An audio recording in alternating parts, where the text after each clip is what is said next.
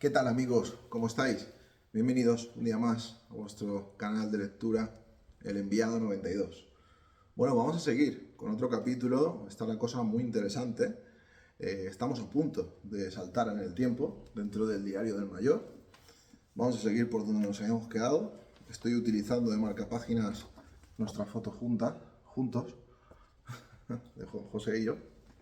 Y bueno, vamos a seguir un poquito más con la lectura. Las primeras pruebas de vuelo de la cuna, cuyo equipo de investigación de masa fue suprimido en aquellas fechas por elementales razones de seguridad, fueron llevadas a cabo por la entonces piloto jefe de investigación del centro de la NASA en Edwards, Joseph A. Walker, ya fallecido, y que en los años 64 y 65 dirigió y tomó parte en más de 24 vuelos experimentales del vial. Él conocía bien los sistemas de propulsión de los simuladores del módulo de aterrizaje lunar y su veredicto fue positivo. La cuna, a pesar de su destartalado aspecto, respondía con docilidad. En 1969, con un centenar de ensayos altamente satisfactorios, el equipo fijó definitivamente en 800 pies la altitud ideal para proceder a la inversión de masa. Es decir, a 800 pies de altura sería el salto en el tiempo. El tiempo medio consumido en la operación de despegue y estacionario antes de la fase de inversión fue fijado en 5 minutos.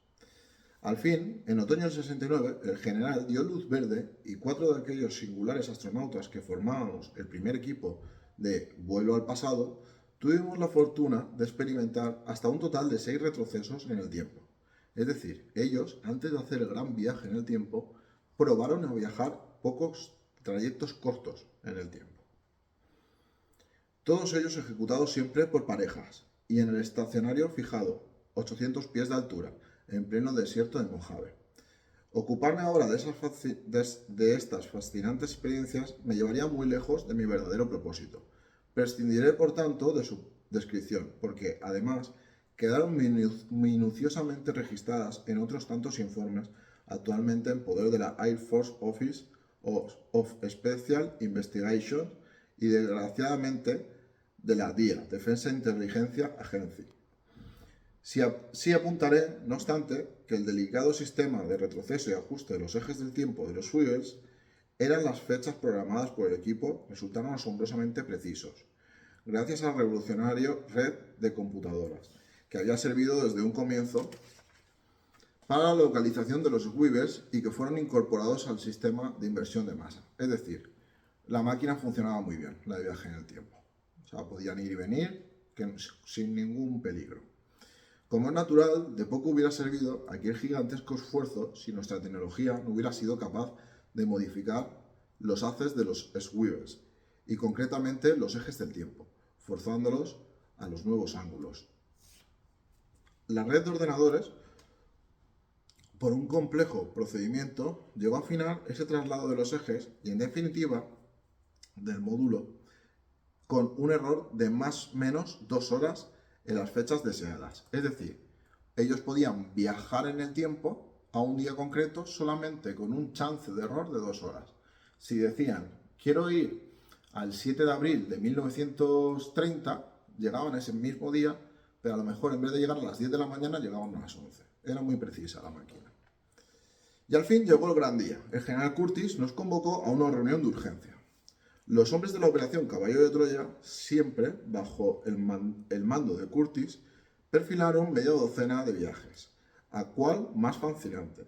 Sin embargo, la lógica y un estricto sentido del orden hacían poco recomendable la puesta en marcha de varios proyectos a un mismo tiempo.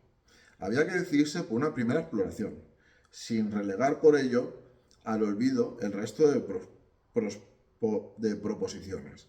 Tras muchas horas de debate y por unanimidad, la cumbre de científicos y especialistas, en sesión de urgencia en la base de Edwards, eligió 3 momentos de la historia de la humanidad como posibles e inmediatos candidatos para una elección final. Era el 10 de marzo de 1971. Bueno, pues después de esas pruebas en el viaje en el tiempo, cortos, para ver cómo funcionaba la máquina, han propuesto 3 viajes de largo alcance de estudio para viajar en el tiempo. El primero, marzo-abril del año 30 de nuestra era, justamente los últimos días de la pasión y muerte de Jesús de Nazaret. Segundo, el año 1478, lugar, Isla de Madera, objetivo, tratar de averiguar si Cristóbal Colón pudo recibir alguna información confidencial por parte de un predescubridor de América sobre la existencia de nuevas tierras, así como sobre la ruta a seguir para llegar hasta ellas.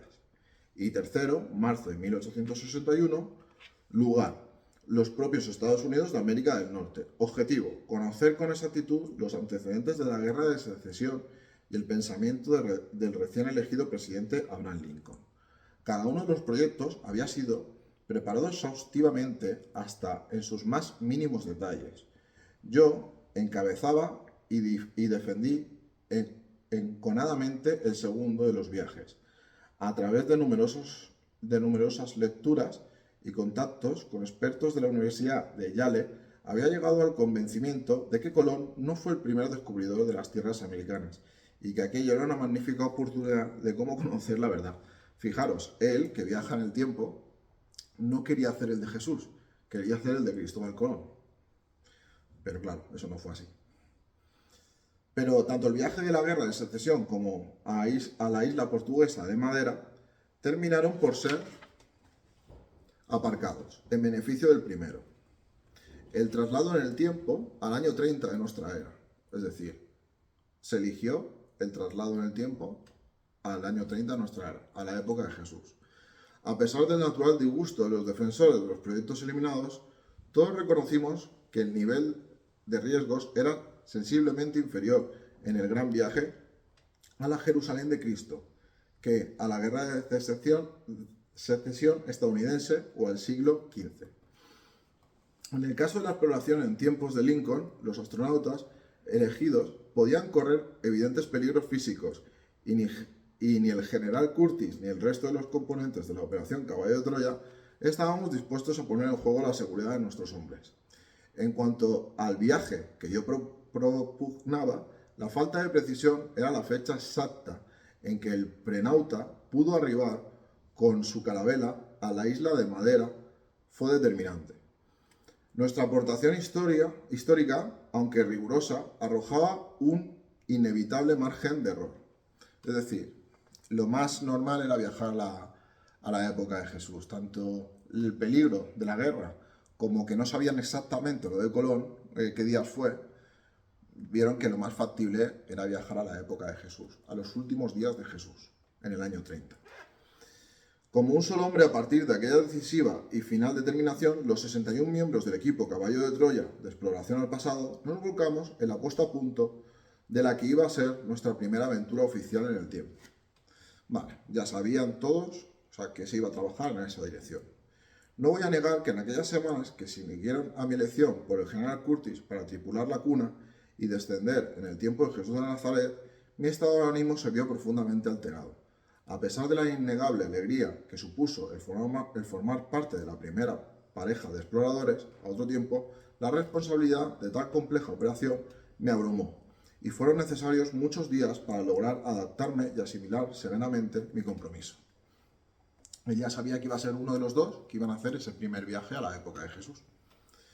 Nunca supe con exactitud por qué el jefe del proyecto, Schwebel, me designó para aquel gran viaje.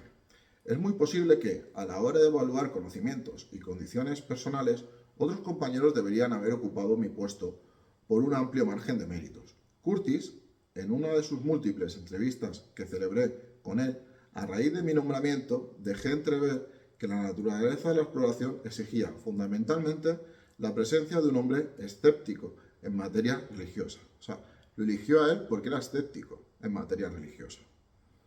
Al contrario de otros muchos miembros del equipo, yo no militaba en iglesia o movimiento religioso alguno, siendo patente mi carácter agnóstico, por mi rígida educación científica y militar. Y aunque siempre procuré respetar las creencias e inclinaciones religiosas de los demás, yo no había sentido jamás la menor necesidad de refugiarme o buscar aliento en ideas trascendentales. Qué poco podría imaginar lo que me reservaba el destino. Y tuve que reconocer con el general que, en efecto, la objetividad era una de las condiciones básicas para desempeñar aquella observación de la historia con un mínimo de rigor. Vale. Lo eligen a él porque él no es creyente. Y el general piensa que es mejor que vaya una persona que no es creyente para no dejarse llevar por algo que no pueda ser verdad o idolatrar lo que vea con una idea preconcebida. Lo elige a él porque él sabe que él no es creyente. Entonces sabe que va a ser objetivo con lo que vea en el pasado, una vez que vea a Jesús. Mi trabajo en aquel traslado, al año 30, al igual que el de mi compañero, exigía la aceptación y cumplimiento de una norma que se había convertido en regla de oro para la totalidad del equipo del proyecto Caballo de Troya. Los exploradores no podían, bajo ningún concepto, ni siquiera el de la propia supervivencia, alterar, cambiar o influir en los hombres, grupos sociales o circunstancias que fueran el objetivo de nuestras observaciones, o que sencillamente pudieran surgir en el transcurso de las mismas. Cualquier variación a la hora de asumir esta premisa principal era motivo de una fulminante expulsión del grupo de exploradores. Este hecho inviolable presuponía ya una absoluta objetividad en los observadores. No obstante, el general, en un rasgo de sutil prudencia, prefirió que en nuestro caso la objetividad fuera de la mano de una especial asepsia en material religiosa. Es decir, viajan al pasado solamente como observadores. No pueden influir en la gente, ni pueden intentarle hacer ver las cosas de otra forma, no pueden efectuar ningún cambio en el pasado. Ya sabéis, dicen que el efecto mariposa, si una mariposa muere hace 100 años, puede ser que aquí desate un tornado. O sea, no se puede afectar en nada a lo que tú hagas en el viaje en el tiempo. Nada, solamente eres un observador.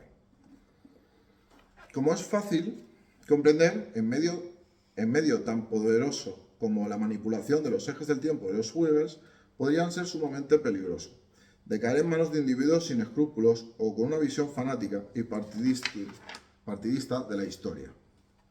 Es decir, si tú viajas en el tiempo con afán de enriquecerte en el futuro, no es así, solamente observadores. Esa era la teoría.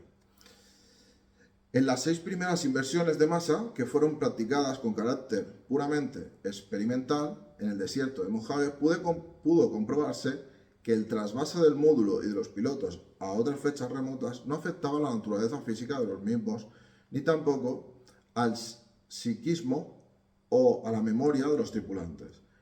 Estos, mientras duró el salto hacia atrás, fueron conscientes en todo momento de su propia identidad, recordando con normalidad a qué época pertenecían.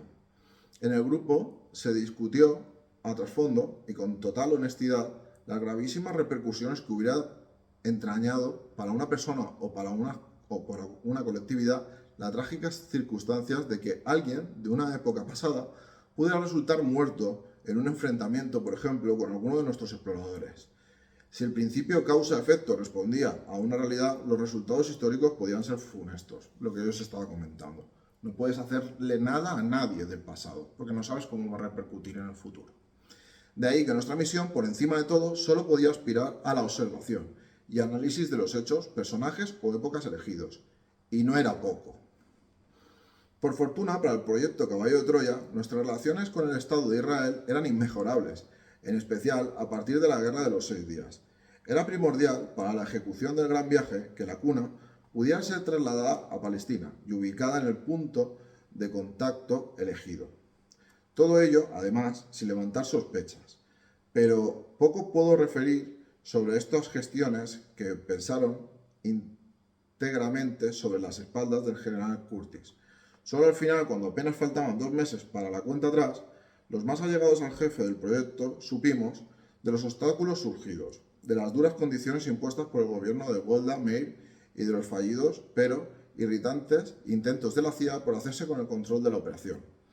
Es decir, cuando ya iban a saltar en el tiempo, se tuvieron que mudar a Israel porque, claro, el viaje en el tiempo tiene que ser en el sitio.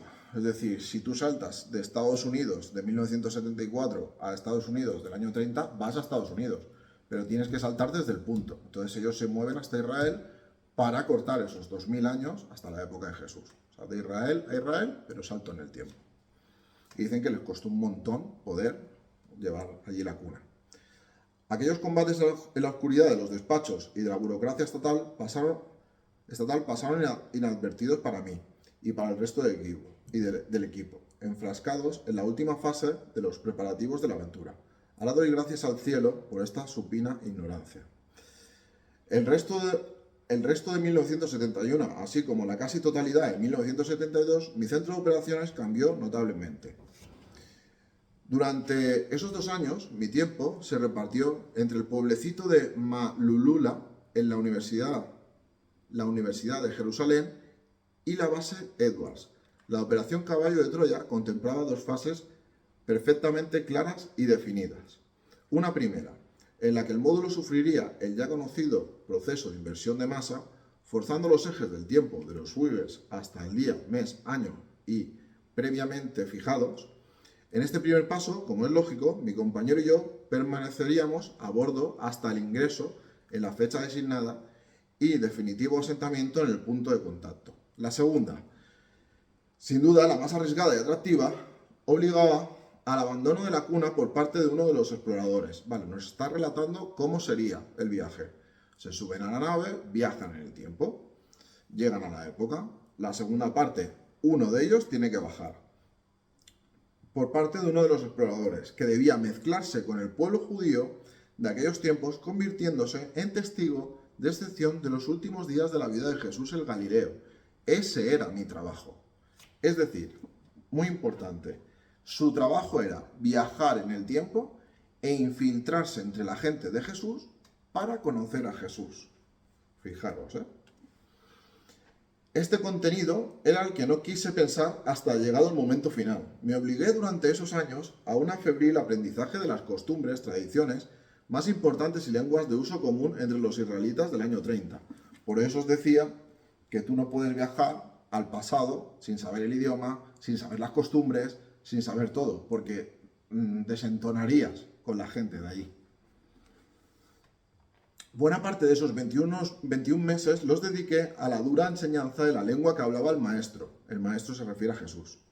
El arameo occidental o galilaico, siguiendo los textos de Spiatler y de su maestro de la Universidad de Múnich, Berstrasser. No fue muy difícil localizar los 3 únicos rincones del planeta donde aún se habla el arameo occidental. La aldea de Malula, en el Antilíbano, y las pequeñas poblaciones, hoy totalmente musulmanas, de Yub Badin, Baja, en Siria. Y aunque el árabe ha terminado por saltar las montañas del Líbano, contaminando el lenguaje de los 3 pueblos, la fonética y morfología siguen siendo fundamentalmente arameas. Fijaros, el idioma a la perfección, las costumbres a la perfección, todo para que cuando salten el tiempo sea uno más allí, 2000 años atrás. Que la lengua no tenga ese acento de aprendiendo la hora, sino el acento que tenían antes, etcétera, etcétera. Una oportuna documentación que me acreditaba como antropólogo e investigador de lenguas muertas por la Universidad de Cornell me abrió todas las puertas, pudiendo completar mis estudios en la Universidad de Jerusalén. Allí contrasté mis conocimientos del arameo galilaico aprendido ante las sencillas gentes del Antilíbano con otras fuentes como el Targum palestino y el arameo literario de Qumran, el nabateo y palmireno. Por último, como complemento, mi preparación se vio enriquecida con unas nociones básicas, pero suficientes del griego y el hebreo mísnico, que también se hablaban en la Palestina de Cristo. Recorrí infinidad de veces los llamados por los católicos santos lugares, aunque era consciente de que aquel reconocimiento del terreno de poco iba a servirme a la hora de la verdad. Tampoco quise profundizar excesivamente en los textos bíblicos en los que se narra la pasión, muerte y resurrección del Salvador. Por razones obvias, preferí enfrentarme a los hechos sin ideas preconcebidas y con el espíritu abierto. Si mi obligación era observar y transmitir la verdad de lo que ocurrió en aquellos días, lo más aconsejable era conservar aquella actitud limpia y desprovista de prejuicios. Fijaros lo que estamos leyendo. No quiere saber nada de la Biblia, no quiere saber nada de los escritos contemporáneos. Una persona no creyente, lo que se viene diciendo un profesional. Va a ir con el idioma bien aprendido, con las costumbres bien aprendidas, pero con el espíritu limpio de no tener nada preconcebido para lo que se va a encontrar. Es decir, quiere llegar y ver lo que le pasó realmente con Jesús, pero por él mismo, vivido por él mismo, no por lo que le han contado. Va a viajar en el tiempo, va a conocer a Jesús y quiere transmitir la historia de los últimos días de Jesús, de la pasión de Jesús, de cuando lo apresan, cuando lo ejecutan, etcétera, etcétera, etcétera, por él mismo. Quiere vivir esos días, no ir con una idea preconcebida. Muy importante. El más estricto sentido de la seguridad. Sin embargo, hacía inviable que el general pudiera advertir a los israelitas sobre la auténtica naturaleza de la operación. ¿Qué podíamos hacer? Después de un agitado diciembre, en el que, sinceramente, llegamos a temer por el éxito del gran viaje, el Pentágono, siguiendo las recomendaciones de Curtis, planea una estrategia que doblegó a los judíos. Desde 1959, tanto en la Unión Soviética como en nuestro país, venían desarrollando un programa secreto de satélites espías destinados a una mutua observación de todo tipo de instalaciones militares, industrias agrícolas, urbanas, etc.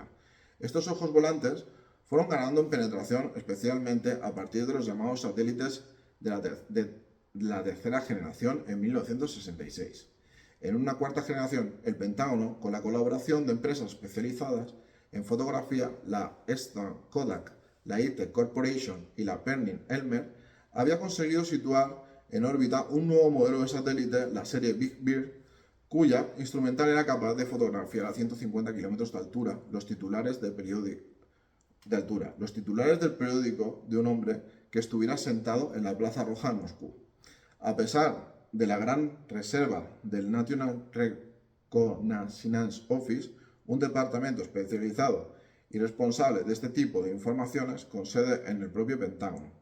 Algunas de las características del Big Bear terminaron por filtrarse entre los servicios de inteligencia de otros países.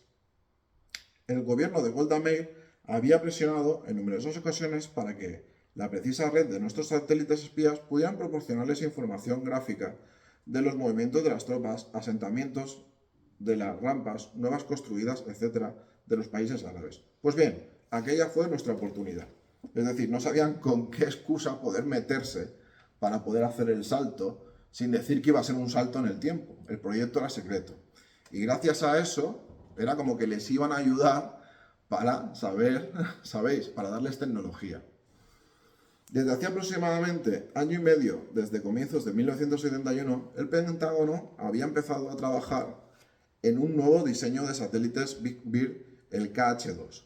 Curtis, previa autorización del Alto Estado Mayor del Ejército de los Estados Unidos y tras entrevistarse personalmente con el presidente Nixon y el asesor presidencial Kissinger, voló nuevamente a Jerusalén. Esta vez sí ofreció a la primer ministro Golda Meir y a su ministro de la guerra, el legendario Moshe Dayan, una explicación satisfactoria dentro del más riguroso de los secretos de Estados Unidos.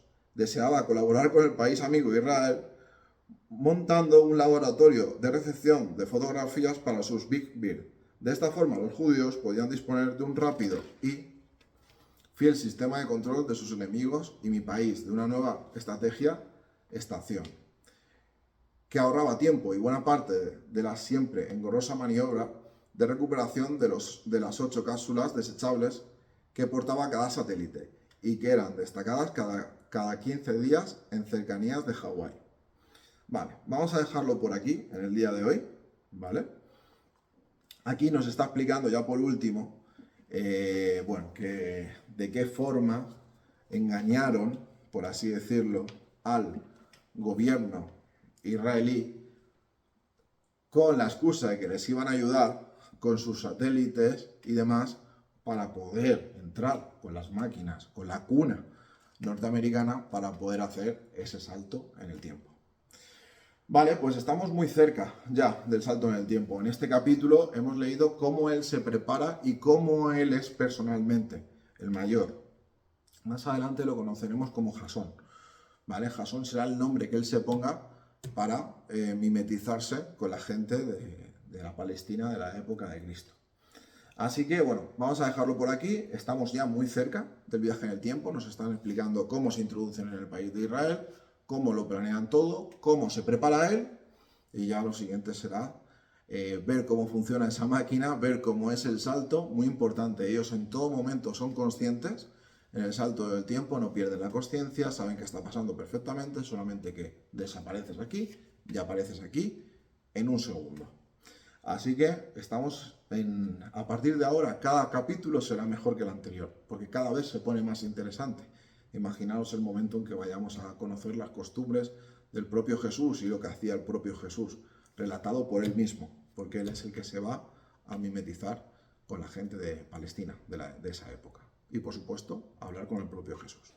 Muchísimas gracias. Un día más, no te olvides de suscribirte. Un abrazo de tu amigo el enviado. Chao.